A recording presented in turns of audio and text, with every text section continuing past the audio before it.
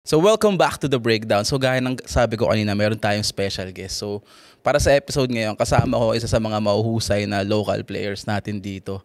Kasama natin si Aris Alcos. Bro, welcome sa show. Kamusta? Uy bro, okay lang. Salamat pala sa pag-imbita sa akin dito.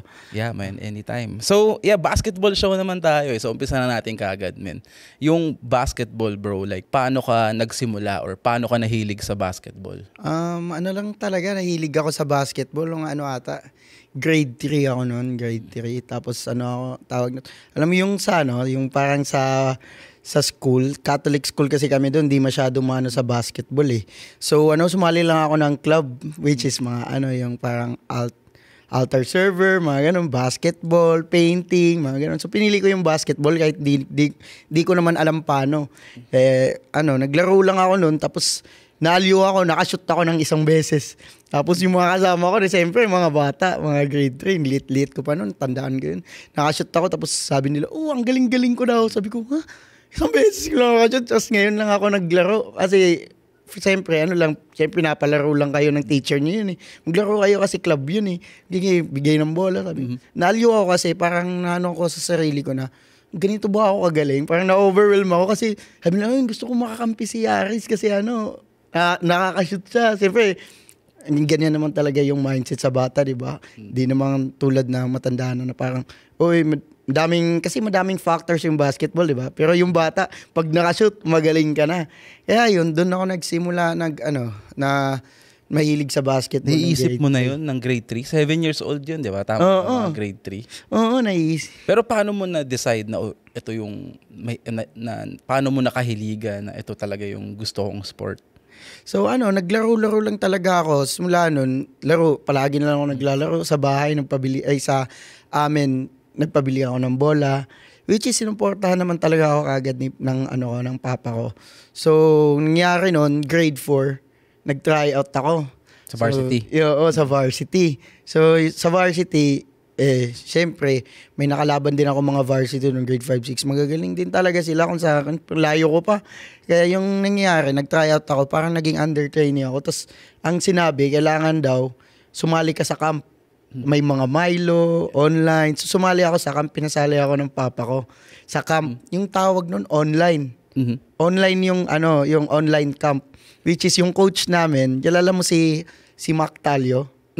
Kasama kami ni Mac Talio, nung coach namin yung papa niya. Ilang taon na ba si Mac Talio ngayon? Batch ko yun, 1994, talaga? 30. 30 tanda na. Paano panalay superstar yun si Mac Talio? Kaya nga. Taga saan pala bro sa atin? Sa Tubong Cebu talaga ako. Cebu City talaga ako. Sa sentro talaga ako. Pati pala sa Cebu gano'n. Kasi gano'n din. Ako lumaki ako sa Manila. Tapos naalala ko yung gano'n eh.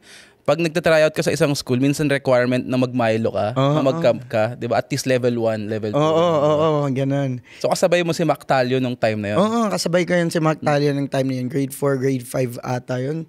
Yun, nagsama kami sa isang liga, ganun. Gabi yun, dami kong natutunan doon kasi sa akin lang kasi yung basketball, yung pinaka-importante kasi yung basic. Which is yun yung unang tinuro sa amin. 'Di ba? Bata ka pa pag ka na sa basic, pag marunong ka na sa basic, kung dadalhin mo yun hanggang sa pagtanda, talaga malaki talaga improvement mo. Yung mga fundamentals. Oo, Totoo fundamentals, basic like passing. Kahit sasabihin mo na madali lang yan, passing, dribbling, laking tulong yun, kailangan mo na yun.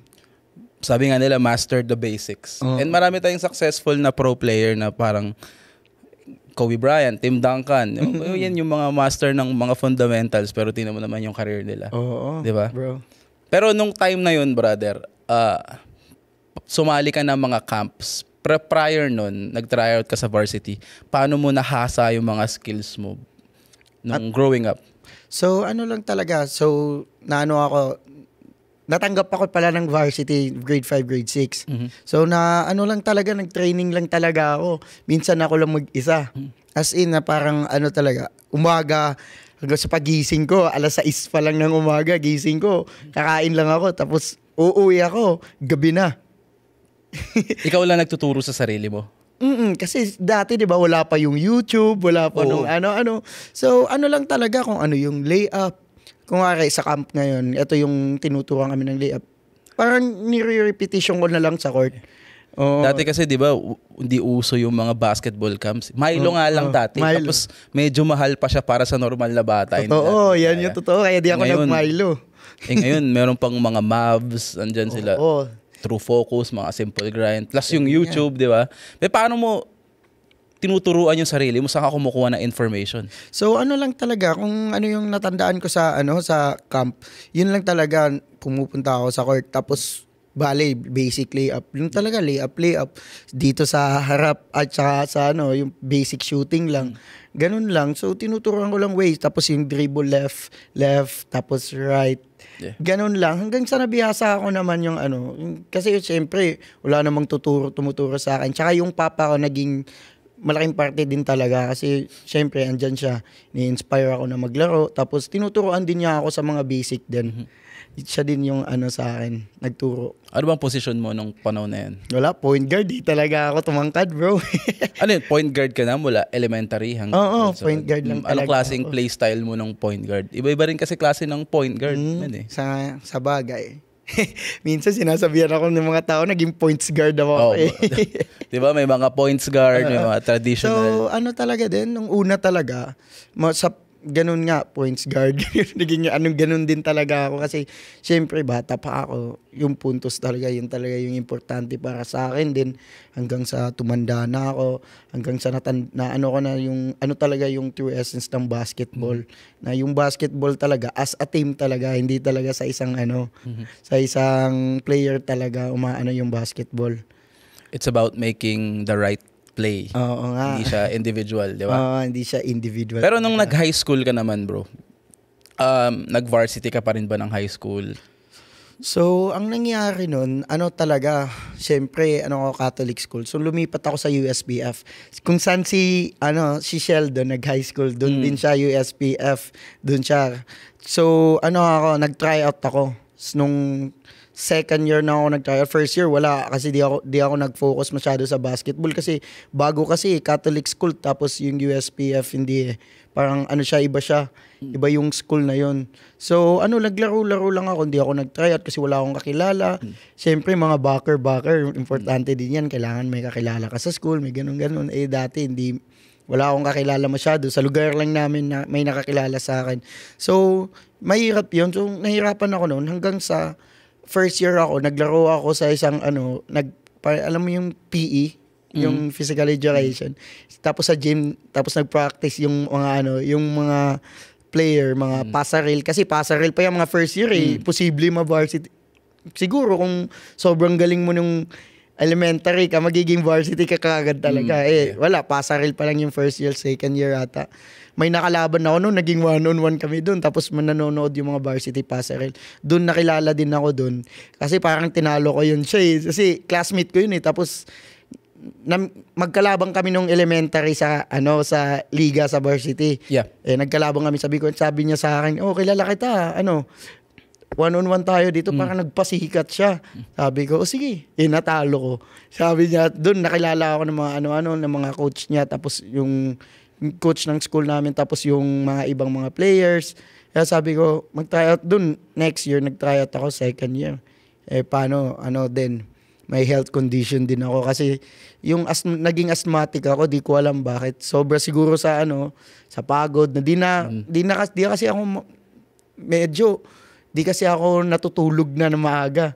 Yeah. Kasi minsan madaling araw talaga natatapos kami ng basketball. Pustahan talaga, as in. Sa kaka-basketball mo, inaabot ka ng madaling araw? Oo, as in 1 a.m. Pag wala akong yung practice, umaga talaga yung practice, 6 a.m., 7 a.m. So pag magta-try out ako, pag tawag nito, pag pilian na, yun, nawala ako kasi na-asthma ako, di ako makaka-practice, ganun-ganun. Kaya yung nangyari second year ko, bigla akong nawala sa practice, tsaka hindi na ako nakapasok sa Parang sa third wave lang ako. Di ba, cutting. Yeah.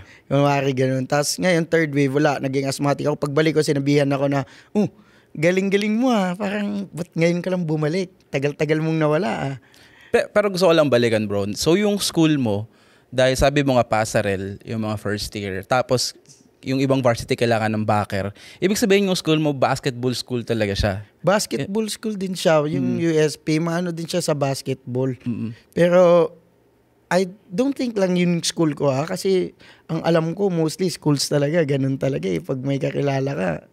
I guess mga big school. Ewan ko, Big sa Manila hindi lahat big ng school school, kung saan ako lumaki.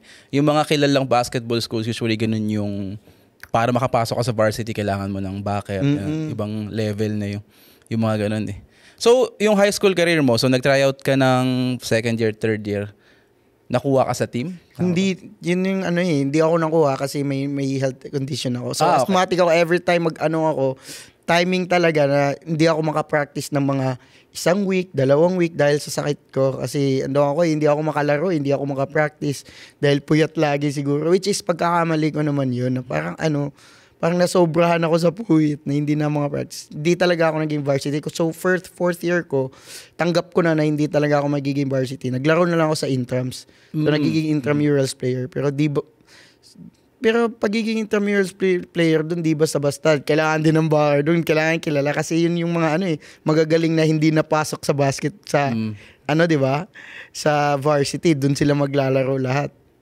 Pero, so ibig sabihin, hindi ka rin nakapag-college assuming, kasi kailangan mo ng high school career para makapaglaro ka ng college. Tama ba? So ano lang ginawa mo nun? After high school mo naging intramurals player ka, pag-college ka, paano mo natuloy yung pagbabasketball mo? So ganito, yung college, di na talaga ako naglaro. Wala na talaga sa plano ko na mag-try out ng college basketball kasi isa din yung na-discourage ako sa height ko . As hindi talaga ako, kung yung height ko ngayon, 5'3" lang ata ako, 5'4" dun. Nag-college ako, sabi ko wala na talaga. Yung mga college, tumingin na ako, pumunta ako sa gym kasi gusto ko mag-try out sana.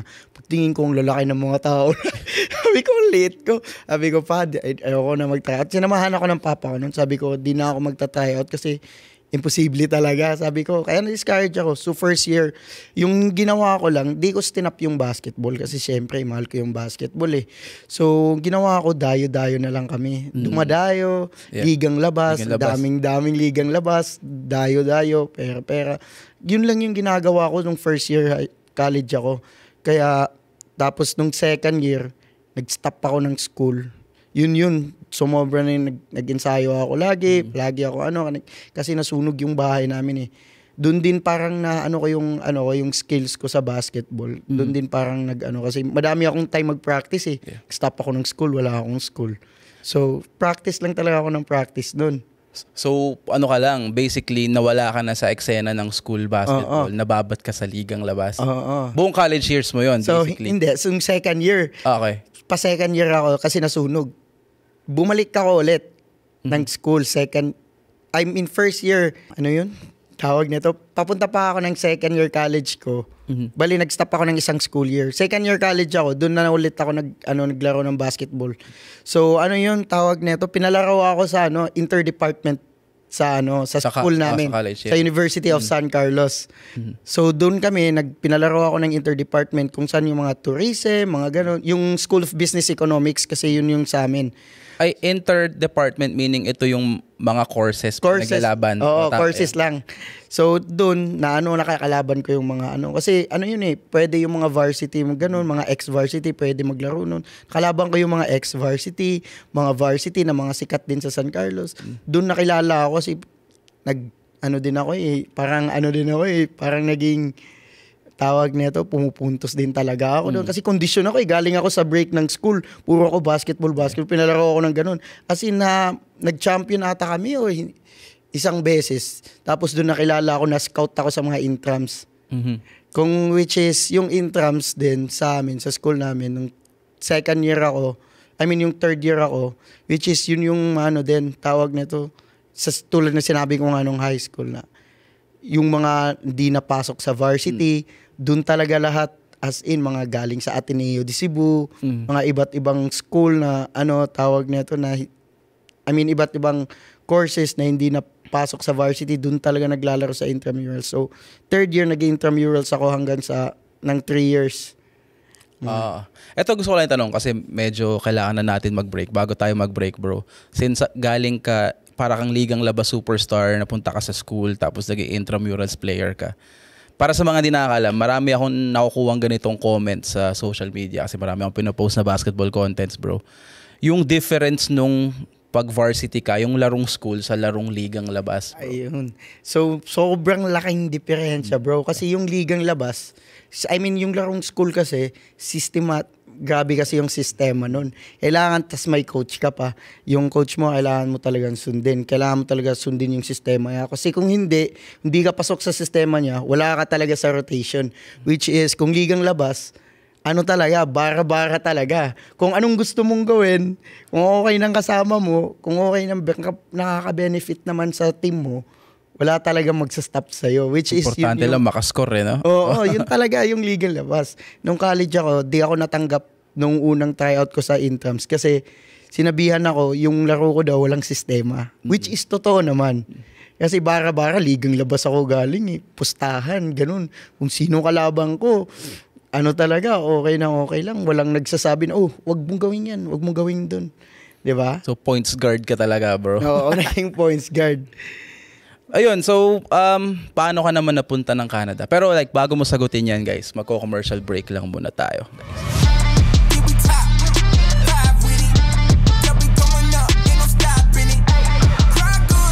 So yun nga, bro, paano ka naman napunta ng Canada? Tawag na to, yung misis ko kasi, yung pathway namin, yung student pathway.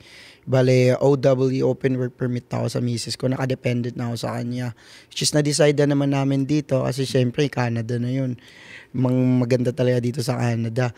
So, ayun, lang talaga, una, yung namin dito, yung dependent ako sa misis ko. Kaya siya yung student, ako open work permit ako. Tapos, before kami pumunta dito, syempre nag-ano-ano na ako kung sino mga kakilala ko dito, which is madami naman ako mga kakilala dito na mga naglalaro ng basketball. Syempre gusto ko ba din maglaro ay dito na. Ayun, message ko si Aaron, sila Sheldon, yung si Prince, yun yung mga kasama ko na nakasama ko din sa Cebu eh. So, sabi naman nila na madami daw basketball dito. Tapos na-introduce ako ni Aaron sa Dabar Catch, which is 2 araw pa lang ako dito, pinalaro na ako. Sabi ko may uniform na ako kaagad ah. Sabi ko, tapos wala pa si Aaron noon, di pa ako naglaro. Inintroduce ako ni Kuya Erwin. Yun yung parang team owner ng Dabar Catch. So ayun, hanggang sa sunod-sunod na, tapos pinakomite ako ni SG kasi magkakilala din kami ni SG sa Cebu. Nagkasama din kami sa isang liga dun sa Cebu. Pinakomite ka sa SBBL? SBBL kaagad. Which is good. Ano yung unang liga nilaroan mo nun nung pagdating mo dito? So SBBL talaga, pinalaro ako kaagad ni SG. Kasi na yun eh, parang na ata yun, tawag nito, pang 4 na laro.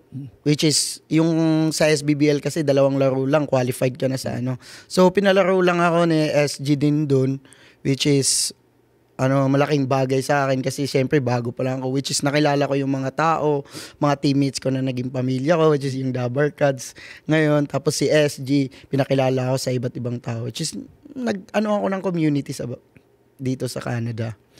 Pero yun, bro, halos kakarating mo lang dito nung time na yun eh. Wala ba sa yung parang culture shock or parang may napansin ka bang iba sa laro ng mga tao sa Canada sa laro sa Pilipinas noon? Tingin mo yung difference? So, sa lang, tawag na to, kung saan-sana din kasi ako naglalaro eh. Kaya, yung difference lang, siyempre, nung unang laro ko, sobrang lamig. Kasi winter, February ako dumating eh. Yun lang yata yung naanohan ko na difference noon. Kasi sobrang di ko ma-explain yung weather eh. Naglalaro ako na parang ang lamig-lamig ng kamay ko, di ko alam. Yung mga sa playstyle naman, parang parehas lang din naman. Kasi mostly, syempre, naglalaro ako ng ibang liga din na before ako pumunta sa Cebu, naglaro din ako sa Manila, ng liga sa Manila kasi yung misis ko taga Manila. So naglaro-laro din ako doon. So wala masyadong ako nakita na difference naman aside sa weather lang. Yung weather, ang hirap mag-warm up. Gets yun eh. 'Di ba? Kahit ang tagal bago ka uminit eh. Tapos laging malamig yung shooting mo. Ako laging ganoon eh. Sobra. Hanggang ngayon tagal ko na dito hanggang sa pinaka-recent eh. Pero dun sa playstyle kasi bro, marami akong nakakausap na yung physicality ng mas physical daw sa Pilipinas kumpara sa Canada. Hindi mo naman na-experience na gano'n. Same lang sa'yo. Okay, kasi sa akin kasi, yung nakakalaban kasi natin din, mga taga-Pilipinas din. Kaya medyo mostly, nung unang dating ko, medyo di ko naman nakakalaban yung mga ano talaga na iba. Nakakalaban ko din, mga physical din yung nakakalaban ko nung pag-unang magdating ko eh. Kaya yung physicality, andyan pa din. Siyempre, alam mo naman, mga Pinoy tayo. Competitive talaga yung mga Pinoy. Wala talaga kahit kahit ano lang yung liga na yan. Pag basketball, Laging all out talaga, eh. all out talaga tayo lahat eh. Kahit di makapasok next day. Yun nga eh, di ba? Ano ginagawa mo pala dito ngayon, bro? Nag-work ka? So tawag na to, nag-work ako sa barista sa Microsoft Monday to Friday. Tsaka pag Sabado, nagko-coach naman ako sa mga parang basketball camp dito sa may Coxwell sa East York University. And then may asawa ka na rin, di ba? May asawa na. Ako gusto ko lang tanongin yung ikaw. Kasi alam naman natin sa Canada, yung buhay sa Canada, bro, parang puro trabaho, di ba? And yung pagbabasketball, talagang work-life balance na lang di ba? And marami talaga akong nakikilala mga player na buong weekend nila kung kayang puro basketball. Ay, meron talagang gumagawa nun. Ikaw, paano mo nababalanse sa lahat ng ginagawa mo buhay? May asawa, yung work, mga part-time job, yung pagbabasketball pa rin. Oo nga bro. Minsan, kung sa totoo sila, minsan naiinggit nga ako sa kanila. Ba't paano nila nagawa yung gano'n? Yung parang buong araw sila gano'n. Pero lang talaga, binabalance ko lang talaga as in nag-usap din kami. Siyempre, importante talaga yung communication sa relationship, di ba? So, nagpapaalam lang ako na kahit man lang sa Sunday weekend, siyempre, sa atin mga basketball player, yung basketball stress reliever yatin yan eh. Kahit gaano tayo kapagod, kahit gaano tayo kahit gaano kadami yung problema, pag naglalaro tayo, nawawala talaga dun sa court eh. So, yun lang talaga yung pakiusap ko sa asawa ko, kahit okay lang ako, palaruin mo lang ako, kahit isang beses sa weekend, 2 beses man, okay na yun, pwede, mas okay. Yeah. Pero kahit gustuin ko laruin lahat, syempre, kailangan mo pa din magbigay ng oras sa asawa mo, tsaka sa relationship nyo. Pero, bro, SBBL ka naglalaro, di ba? So, di ba family day? Yung pinapayagan ka naman ba ni Mrs.? Oo, syempre. Syempre, isang kahilingan lang yun. Isang basketball player. So, ganyan lang. Isang laro lang. Sumasama naman siya. Nanonood naman siya. Syempre, isang oras lang yung hihingi ko naman. Hindi naman labag sa loob niya. Oo, hindi naman siguro, di ba? Kaya pagtapos nun, wala na. Lahat ng oras sa kanya naman eh. Wala naman, hindi naman. Minsan lang ako pag Sunday, minsan lang ako lumalabas sa mga tropa, ganun. Which is naman. Okay, nabanggit mo pala bro na nagsimula ka na rin mag-coach dito eh. Parang skills trainer tama ng mga bata. Yung pagiging skills trainer naman bro, like saan mo nakuha yung gusto kong maging skills trainer or coach? So lang yun, tawag nito sa kasi sa amin kasi tawag nito, madami kasi akong parang feeling ko lang kasi yung mga bata sa amin parang madami nag-idol sa amin sa lugar namin, sa isa barangay namin, madami nag-idol sa akin, madaming kung paano ko daw ginagawa yung mga ganon.